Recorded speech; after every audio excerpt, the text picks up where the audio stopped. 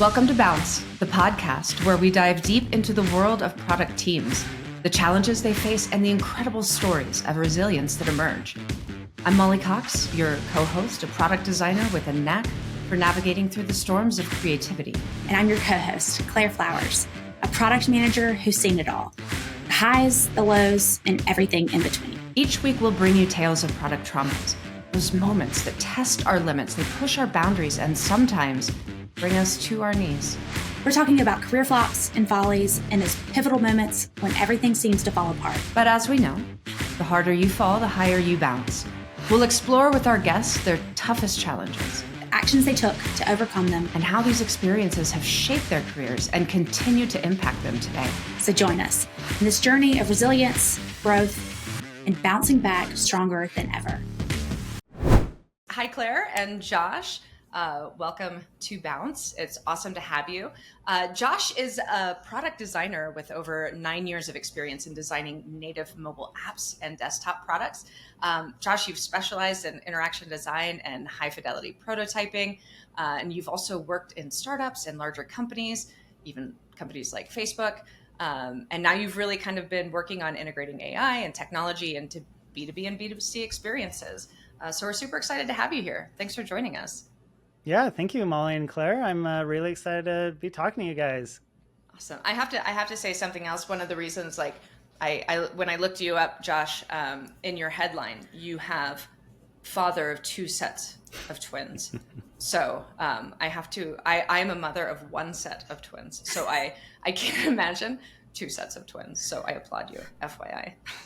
Yes, it's, after the first set, that's something that's always kind of crazy. But then when we found out we were having a second set of twins, like I feel like we were going to be surprised either way because, you have 1 set and you're like, okay, well, if I have 1 kid, then I'll be like, oh, I thought it was going to be another set of twins. But then have another set, you're like, oh, I thought it was going to be one kid. And it's definitely made life very wild.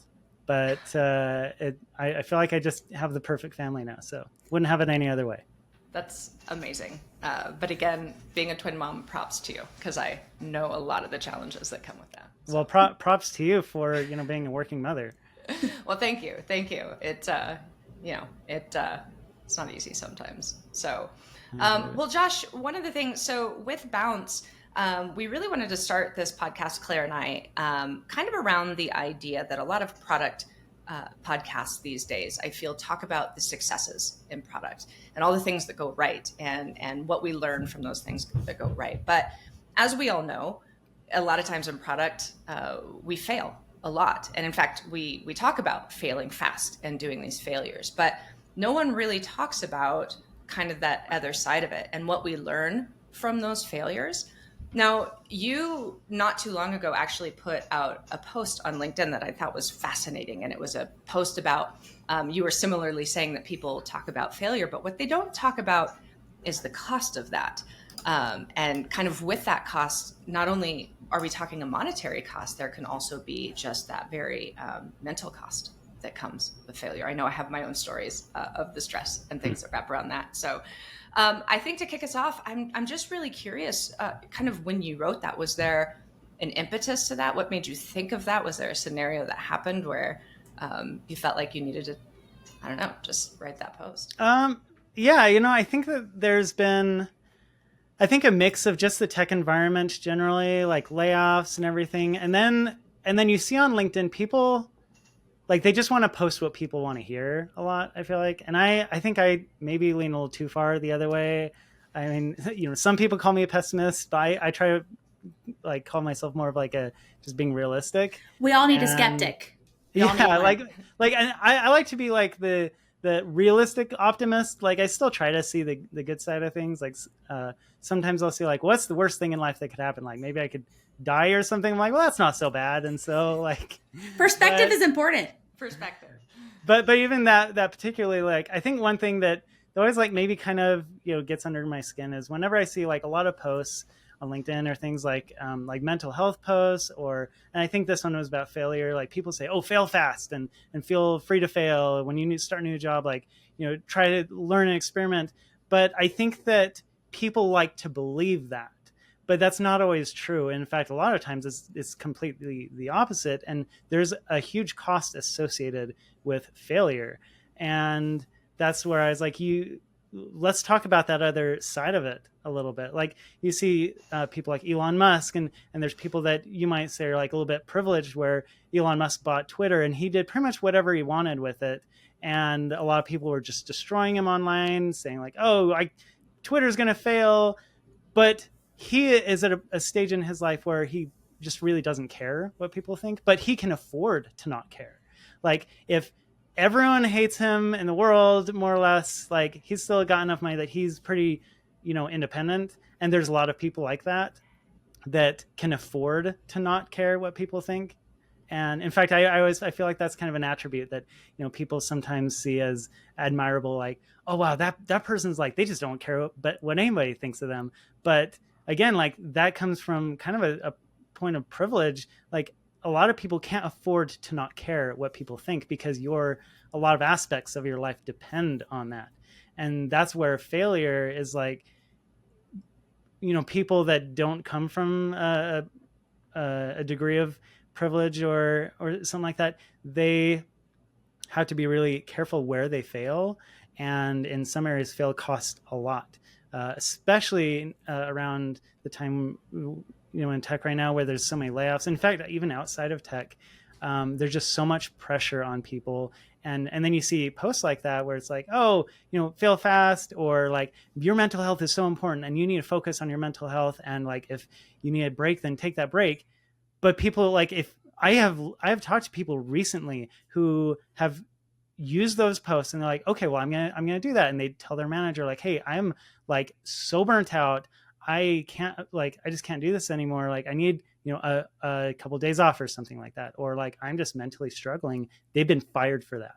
Mm-hmm. Or like had major problems. And then they're like, their takeaway is like, oh, I'm not gonna tell people about my problems, or I'm afraid to fail with these things, because they can't afford those consequences and those costs of those failures.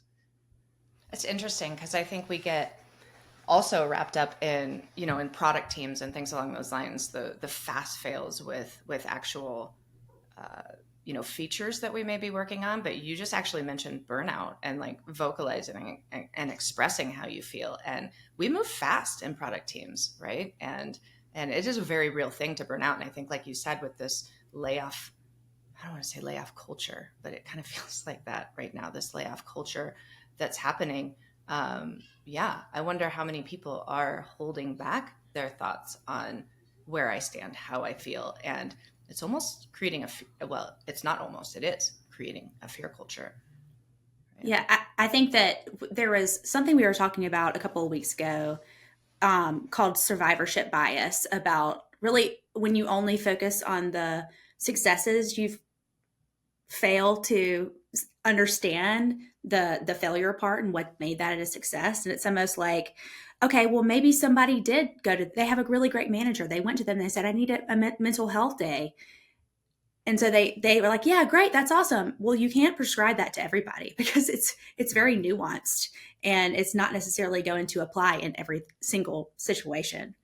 I'm curious if one thing that really spoke to me is talking about like the different levels of failure. So there's like a low cost and a high cost. In your experience, how have you been able to?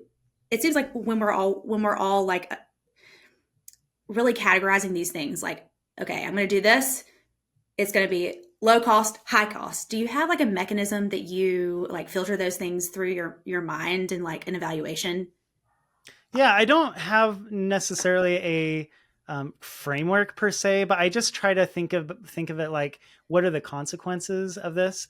And I think that's and maybe kind of what's the purpose of what I'm doing too, like the consequences versus the purpose. So like I mean, you can see my little soldering station. I love messing with electronics and stuff, and I like playing with code and learning. And I think that learning, by yourself, when it's just you doing something, the cost of failure tends to be a lot lower, especially when you're not like messing with some equipment that's like really expensive, you can test things out and, you know, watch YouTube videos and learn. I would put a lot of those things into like the low cost of failure, but like learning more of like, you know, I think that is kind of a category like learning failures, where you can fail fast, learn, you code something, the code doesn't work, you debug it, you fix a couple of things, and then you learn what you did wrong.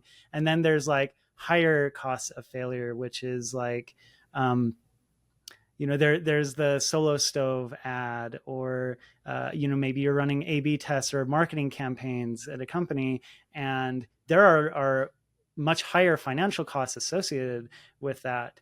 Where if you're running an ad campaign for, you know, a product feature or something like that, and you run that campaign and it does really poorly, now you may have run that campaign with the purpose just to see what happened.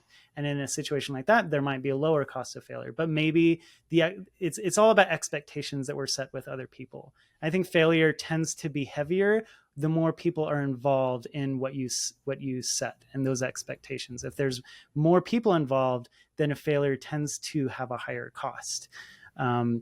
Similar, like, you know, if like an ad campaign, you run it and it fails, then you just try something else and then you run that, and you have those costs budgeted.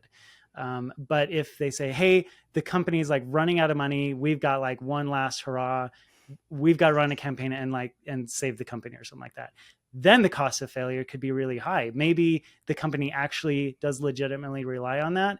If that ad campaign fails, then the company could go bankrupt or something like that.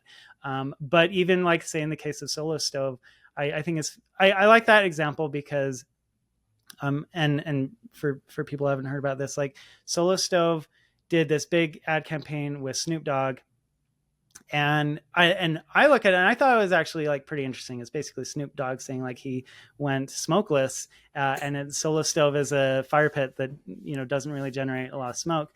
And, you know, at least from the company's perspective, or a lot of the public's perspective, it failed a lot. And I think it's because their sales didn't go up, and they got criticized so much. And I think that whoever like ran the campaign, and I know the CEO, there are people fired over that. And I think that was like a little bit unfair, at least from the public perspective, to criticize that ad, because it actually did go viral. And I thought it was like kind of interesting. And people criticized it so much, saying like, oh, they shouldn't have done that. But I don't know if they necessarily could have known that. And I think that internally now maybe people got fired for a different reason. Maybe the company, like, that ad cost an unreasonable amount. There's other reasons that maybe people should or could have gotten fired over that had maybe not as much to do with the fact that the ad failed, or that it wasn't a good idea or not. But I think situations like that, it's really easy to criticize people when before a failure happens, you couldn't have necessarily known it was going to fail. But you have to know the costs that are associated and the risks. That's kind of the way I try to look at that whenever I'm about to do something. So a Solo Stove, was that just when push comes to shove, like the drug connotation behind it, and people being mad about just the whole idea of Snoop? Like, why did Snoop make them so mad? That's what I don't like. I don't know if Snoop made people mad. I think a lot of marketing leaders and stuff like to show off and pretend that they know everything. And so after it failed, they're like, oh yeah, they should have known better. But right. My personal opinion on like that campaign particularly, I think that the success had less to do, or the success versus failure had less to do with that ad and more to do with like their product and audience. Like, maybe you have the best ad ever. If you have a product that people that's just doesn't have a high demand, then no one's going to buy it anyway. And it has nothing to do with your ad. And so I think that there's a possibility there's some of that kind of stuff going on. Scapegoat. And it wasn't about the ad. Maybe people just wanted to see this as an opportunity to make themselves look good and say like, yeah, they shouldn't have done that, when, like, I mean, the ad still did go viral, and I think it was one of the more memorable ads you see nowadays. A lot of ads you see nowadays are just really boring.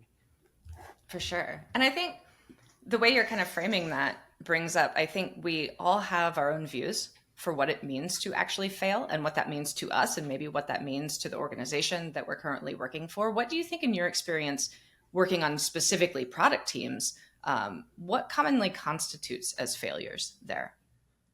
For me, the way I've defined failure almost every single time, and especially a product team, is not meeting the expectations of someone else. And that's where I think that like everything really hinges on, and it gets really complicated really quickly because people have a hard time describing their expectations and laying those out. And when people like I worked at a company once for a very short amount of time because they hired me as a product designer at the time, but they didn't really know the role of product design. And then my manager, who was like a general manager, didn't have any like a lot of real product experience, and especially much of any experience with design, was often like telling me to like do these things that were very like non-design related. And oftentimes design ends up being like, somewhat product involved too, but it wasn't really any of that. And I was regularly like confused on what I was supposed to do. And then I was always trying to like realign on expectations, but no matter what, like I think that he had these expectations and he had no way of getting those expectations into my brain. And I had no way of understanding what he was saying. And now this manager had a history in the company of being like really difficult to work with, which I didn't know, before joining, but it was like a really eye-opening experience that when you are guessing what somebody's expectations are, you will that is a recipe for failure.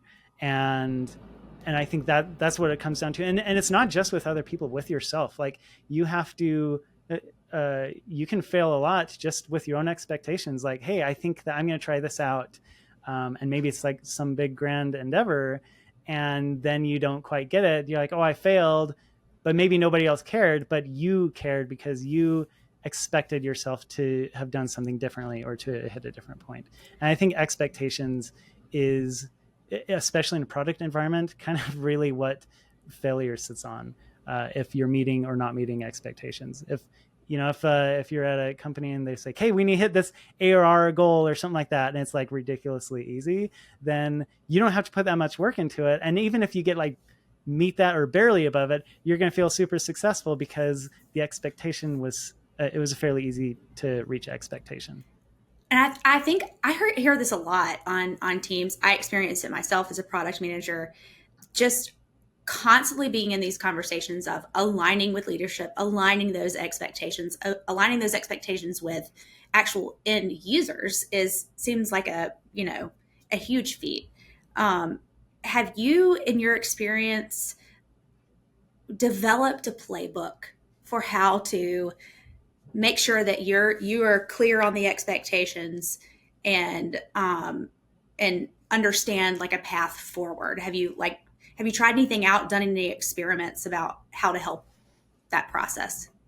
Yeah, I think that one of the things I've mostly done for like the type of work I do, which is usually design, I've started implementing a process of working sessions with people. Like it's often very easy for a manager to say, hey, I need you to do this. And they'll try to like explain it, but they have a really hard time explaining it. And when I can do a working session with them, I'm like, let's just not make this like meeting-esque. And I think people get like really burned out of meetings, but when it's a working session, technically, like, yes, that is a meeting, but it doesn't feel like a meeting because you're actually just working with somebody else, and then they can explain things. And if I'm like doing something in real time, like say in Figma with somebody, I can like, draw something out really quick. I'm like, oh, is this what you're saying? And then they can just really quickly say, oh, no, that's not what I'm talking about. And, I think one thing I've also noticed, like, especially with, product design, is everyone thinks of designers as like, oh, you're visual people. And so, you need visuals. And sometimes I feel like it's the opposite that's true. I'm like, everyone else needs visuals. Like, and so I'm the person who has to create those visuals to help communicate things, which is often funny. And so that's one way I've really found a lot of progress with aligning on expectations, is just doing working sessions, especially when it's the type of work that is really ambiguous, or that a leader may not be the best at articulating. That's super helpful. I think that anytime that I've gotten into a working session with a designer and they're able to help me visualize the solution, it always is very helpful. Yeah, I think also with that visualization, and kind of aligning expectations, visualization is also this idea of experimentation. I'm going to go with all the shins right now. Experimentation, all those things. But actually, I think experimentation can lead, the whole purpose is to lead to failure, right? But I think sometimes can we go too far with experimentation and fail too hard? Is it like, have you ever found that to be a catch-22 as a product designer with experimentation in your past? Yeah, I think it's definitely where people sometimes people say, let's try this out and see what works, when in reality they're just trying to put a lot more pressure on you and take it off of themselves. Like, oh, I need you to do this, and just find the right answer, experiment or whatever. But in reality, they don't want to be responsible for the success or failure, and they need somebody to blame. I think while that's not like always what happens, that it tends to happen a little bit more often than not. In fact, one time I was at a company, I had to redo the homepage, and everyone at the company wanted to do it a different way. And my first approach to things is always like, what's the simplest fix that we could do to get customers like it better. But the company didn't have any product market fit at the time, and a lot of leaders from different organizations were trying to get me to do different things, and we had spent like 3 months with literally zero progress. And I was like, you know what, with me just everyone wanting to control this, I'm just gonna get one person on the marketing team and just do it, because I'm sick of like all the politics and stuff. And I look back on it, and I did that because like we had spent an enormous amount of time doing nothing, and I basically figured like you may as well do something while you're doing nothing. And I thought that doing something was going to amount to more progress than doing nothing. And sometimes I've kind of started embracing this theory of like, you have to let fires burn, and if they don't burn, then no one's going to put it out. And so I just did something with this homepage, and there's a lot of people that didn't like certain things, but it got changed and it got updated. And now in the end, I think that I look at it and I think there's certain things that I failed with, like the actual metrics of it didn't change really that much. Like you might say like the design, if you compared an A/B test or something, it was kind of inconclusive, but it did actually say a lot about our product market fit, that it wasn't the way we were presenting the product or explaining it. It was the product itself just wasn't that useful. And that did help a lot, because then we started making more changes to the product, even though we had spent a lot of time, doing those changes. And then we got like really criticized for that process. And I didn't like love all that amount of criticism, but I still felt like, looking back, it would have been hard to go about it any other way, because other people in the company didn't understand what was happening. And that had to, like, there had to be something different to happen for people to like get it to click, like, oh, I think there's problems in the product. And that was like a pretty big eye-opening experience for me. How did they come to that conclusion that your design must have been as good as it could be? Because they're like, hey, listen, it must be the product. It's not the design of the page. How did they come to that conclusion? I think because, a lot of the metrics didn't really change that much. And the design was actually, I'd say, a pretty massive improvement. And I think between those two things, and I think there is a lot of pressure from, the stakeholders and the investors to get some changes. And I think they realized that with all these different changes we were making and nothing was happening, that we had to actually start making changes to the product itself, and not, just the way that people were, their first entry point into the product. Marketing only goes so far. It's true. I think you said something else that actually sparked a thought in me is just manage back to expectations. Managing those expectations. We always talk about the user and the business, right? And we have to manage those two things.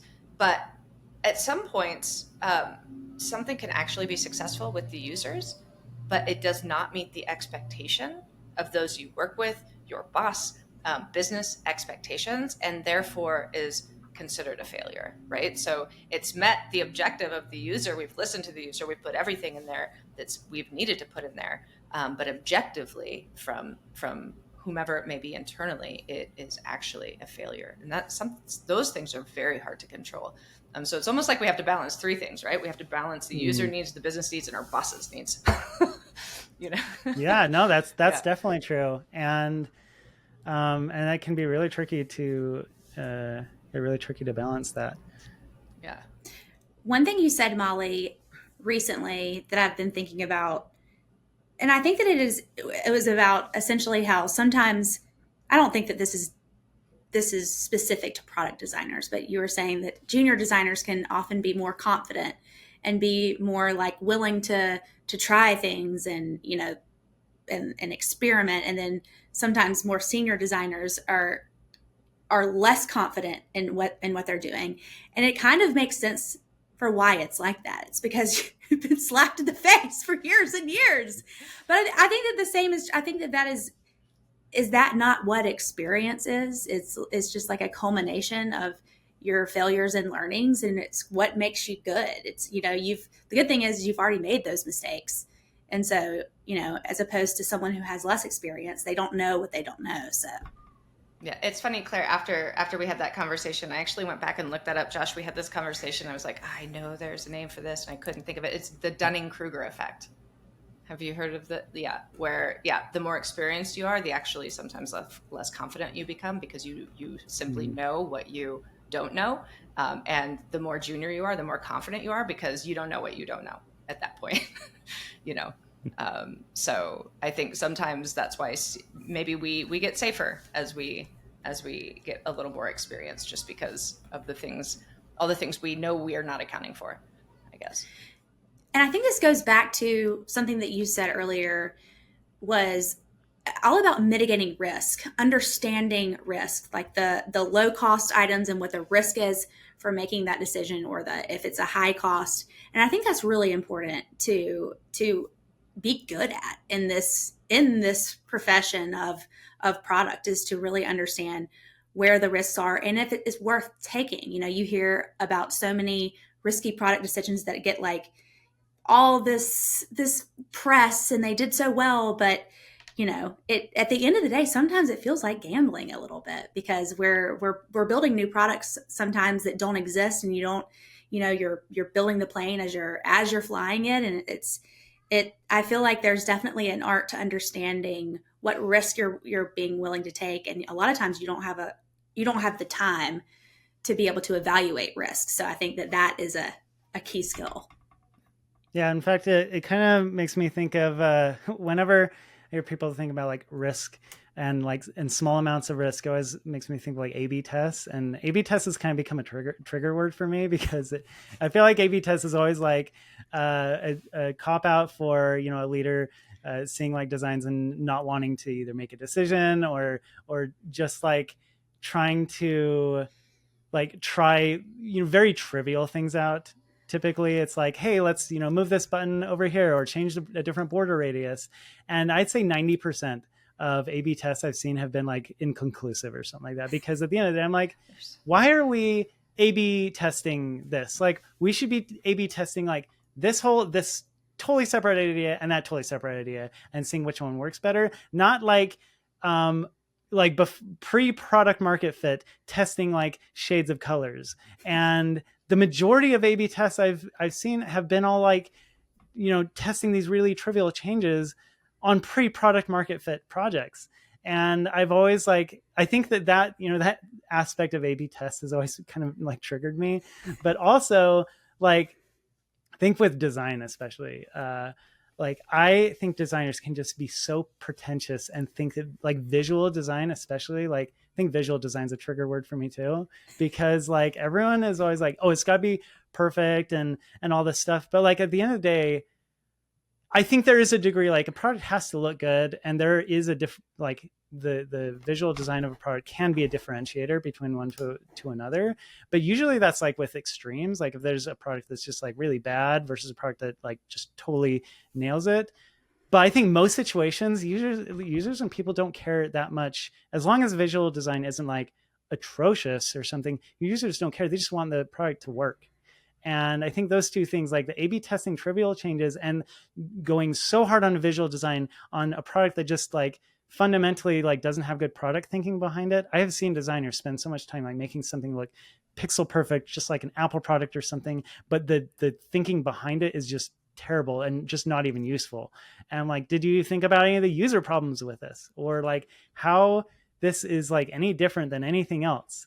And oftentimes, like, you know, people think visual design supersedes those, or A/B testing is going to get them those answers, when really in reality you have to fail at bigger extremes. And I think people maybe have become so risk averse that they have chosen to take those smaller risks when there's like a much lower payout. And especially in certain situations, they're perceived as smaller risks when in the long term they're much, much higher risks. Yeah, that's so. I come from the, and I know Claire does too. I come from the agency side, like, right. So I will omit age here, but years ago I worked for an agency, and I knew I was probably a product designer when most of the designers talked about aesthetic over functionality, and I was always rallying functionality over aesthetic, and I knew I just didn't belong. That, you know, that sounds a lot. I've got a history in agency as well, and so yes, I can very much relate to that. They told me to basically get out of there. Yeah, I witnessed one time, I was like more a project manager at an agency, and I witnessed a product, I called them digital designers, a product designer, and then like a more senior creative director come to blows about like this website design. And the creative director wanted it to be this, like this new thing that's never been seen on the web before. And then the digital designer was like, this doesn't work. It's bad for performance. It actually has some accessibility issues. But I always just grab some popcorn for those conversations. Okay. You mentioned something about, did you use the word trigger? Did you say that you were triggered? Yeah, I've got a lot of triggers. I guess. Okay. So I want to ask you too, Josh. Don't worry. Claire knows my buttons. They're all from me. I mean, they're all from people who do what I do. So I read one of your posts about the concept of an MVP has become such an excuse in tech for putting little effort in, cutting down on required thinking, and shipping unfinished features. And this just really spoke to me in the way that is probably not what the intent was. I was talking to somebody earlier, and I was like, basically any new feature I'm considering the MVP. And so I read this post, and I was just like, I want him to say more about that. So is that word MVP in fact a trigger for you?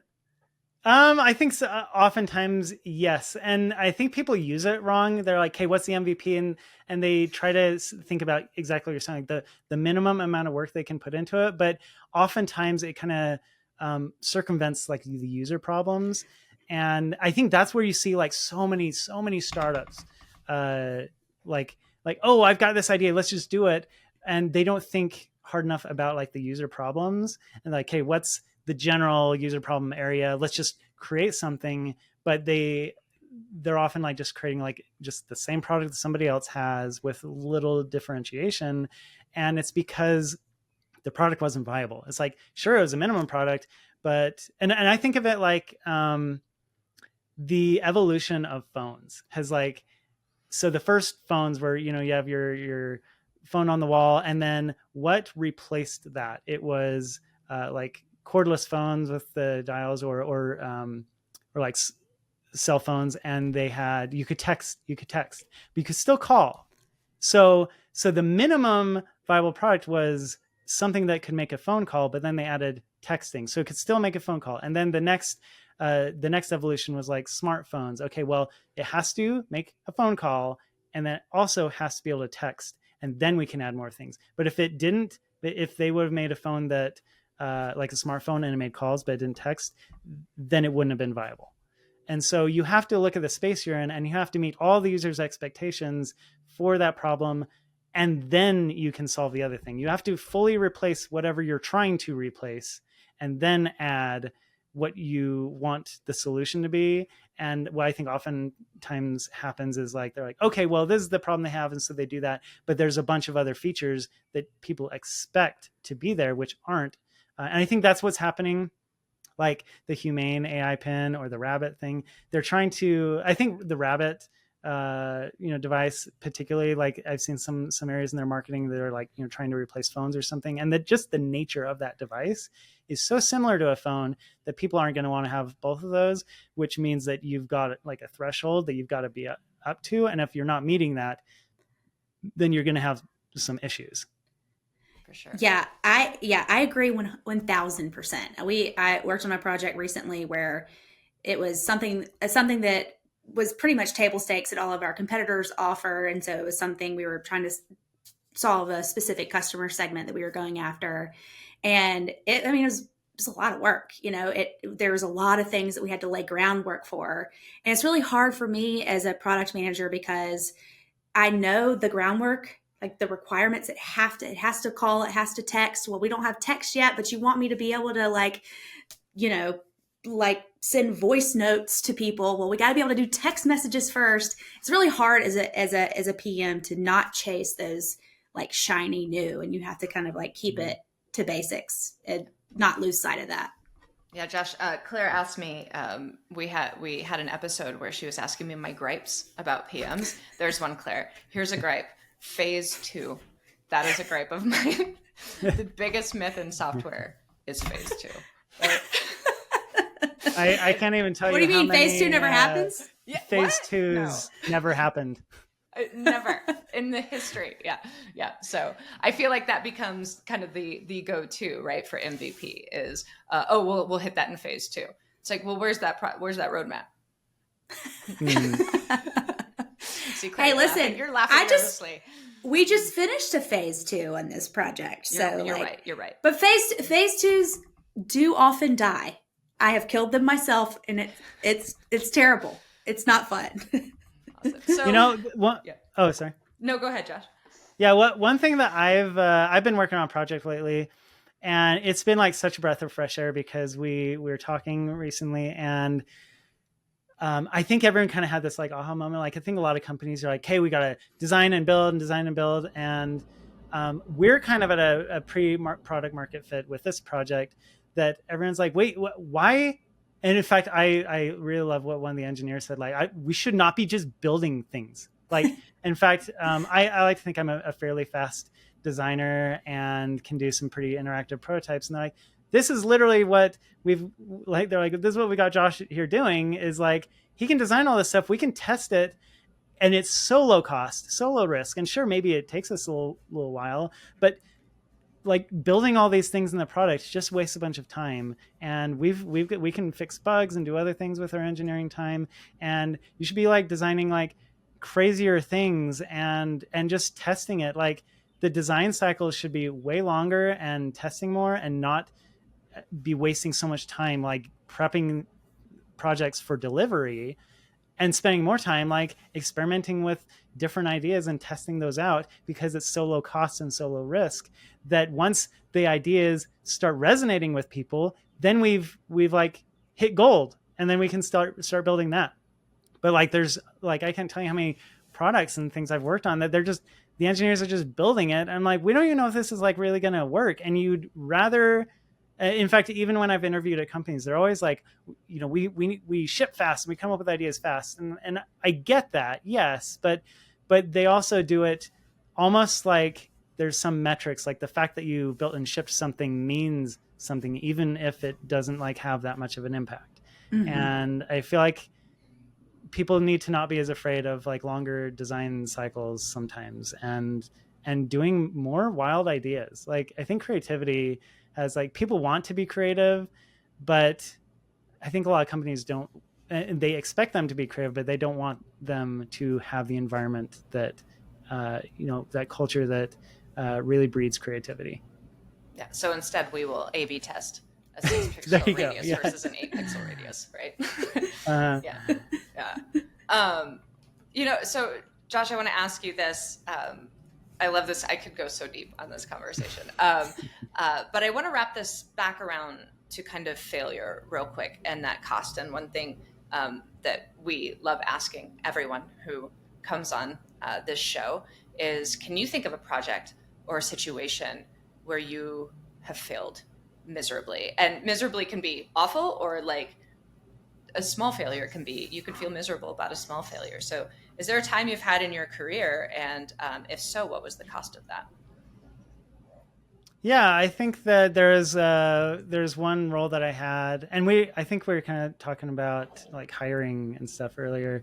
And, one of the first times that I was hiring in my career, I think I just got kind of lucky, and I hired somebody that they're just amazing. They're just a really good hire. And I'd followed, I think some good principles with that, but ultimately I think that mostly ended up being me getting pretty lucky with that.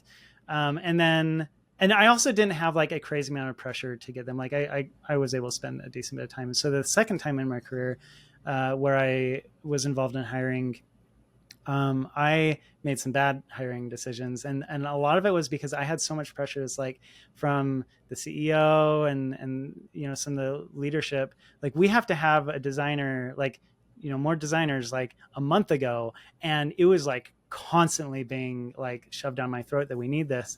And I had been interviewing a ton of people at a time. I didn't have, at the time with that company, they weren't a very successful company. So we really didn't have a whole lot of draw for like really good candidates. And I had a lot of really terrible people. And then one of those individuals, I just got a lot of pressure from one of the VPs to hire them. And so I did. And they did do okay for a little bit, but then they started undermining me. And they were like, this individual was the single worst hire I'd made my whole career. And it cost me my job at that time too. And I look back on that and I'm like, you know what? I think that like it really sucked, everything that happened, but I think those are some situations you can't. I think one of the things that I hear, like I've seen on people post a lot too, like especially with hiring, like, oh, hire fast, fire fast. But when this happened to me, I realized that is not a thing. There's no such thing as hire fast, fire fast. Is you make a hire and you're almost getting married to that person, and you have to have an insane amount of documentation and stuff to part ways with that person, and to the point where you can't just like hire fast and fire fast. And so I learned that with this situation. I also learned that if you're the expert, you know what you're doing. Don't let somebody who doesn't know what you're doing tell you what to do, because you will be pressured into making wrong decisions. And those are, I think, kind of some of the top lessons I learned from that. And also just like how important hiring is. There's a lot more pressure than they say.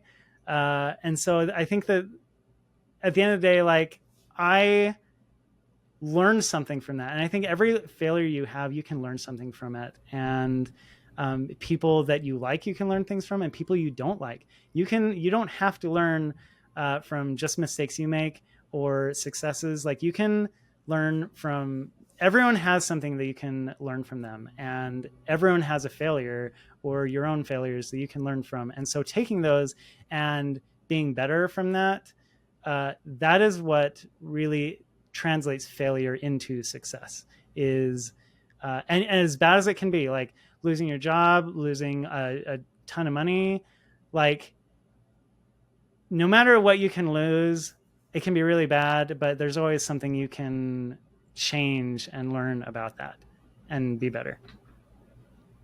Well said. Hear, hear. I love that. I was going to ask more questions, but I think that is like a In fact, so, some of the most valuable lessons I've learned were from people that I didn't like and didn't respect. But just because you don't like or respect somebody doesn't mean that they like, if they say like, hey, you should save money for a rainy day, just because they're a dumb or terrible person doesn't mean that's not bad. That's not good advice. Yeah. Right. Now, I think some of the people I have learned absolutely the most from are those that I don't want to be, right? Mm-hmm. And so I think a lot of my leadership mantra comes from my history and my career of different kinds of leaders all across the way, and just taking note and cataloging what I don't want to be versus what I do want to be sometimes. I like to think I'm that for somebody. For somebody, Claire. And then just to bookend what you said about hiring, I wish, especially with the market right now in design, Claire, in product in general, but product design very specifically for a lot of different reasons right now, infiltration of boot camps, all kinds of different things. There's just very large hiring pools. But the chatter right now is really that, the process to get a job takes way too long, and there's so many candidates. But to your point, Josh, sometimes I wish the tables could just turn and candidates could see what we see on our side and all the things that we have to do on our side. And you're absolutely right. You make that one wrong hire, it could cost you your job. It could cost you your team. So not only could maybe you not go, but if I bring in that one person and I introduce toxicity into the team, I could have 2 other team members walk away because they simply don't want to work under those conditions anymore. So we have to be, slow to hire or fast to fire. Fast to fire does not exist. I'm 1,000% with you. But I think we have to be methodical and ensure we're bringing those right people in, because it has a massive impact on not just us, but our team as well. So cool. All right. Well, with that, Josh, this was an awesome conversation. So much to think about in this. In fact, we're gonna invite you back for a part 2 to go further into this MVP conversation. Okay. Now, Molly just wants to talk about her gripes. Okay. I do. I love listening to complaints, and so yeah. I like telling Claire what makes me mad that she does. So one day, Claire, will have a whole episode where you can gripe on me. So it's fine. But anyhow, Josh, it is such a pleasure. So many insightful things that you gave us today. And very last question before we get off. What are you watching? Do you watch TV? And if so, what are you watching on TV right now? What's your go-to? Oh, yes. I like to watch a little bit of everything. Right now we're watching the Alien, Resident Alien. Oh, yeah. Is that yeah. Can we say that word on here? It's on Peacock. No one's watching this. My wife and I love comedies, and we thought it was going to be a comedy. And it started out as more of a comedy, and then it starts getting a little bit more drama. But we really love our comedy shows. Awesome. And I guess we've been watching a little bit of Abbott Elementary. My wife she used to be a school teacher too, so that one's a really good one. I've heard among teachers that show really slaps. Yeah. As those among all the kids shows that my kids are always making me watch, like Bluey and Bluey. We're in Henry Danger right now. So yeah, awesome. Cool. All right. Well, thank you again, Josh. It's been a pleasure. Thank you, Claire. Thanks, guys. Thank you guys as well. Enjoyed it. Thanks for tuning into this week's episode. If you enjoyed it, be sure to subscribe and leave a 5-star review on Spotify, Apple, or wherever you get your podcasts. And if you'd like to connect with us, check out our website at bouncepodcast.com.